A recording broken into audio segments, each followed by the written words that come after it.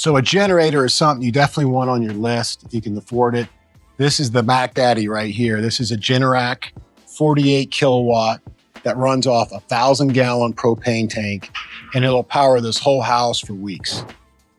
All right, if you can't afford a Generac home system, then the next best thing is these portable generators. This one is 7,850 watts.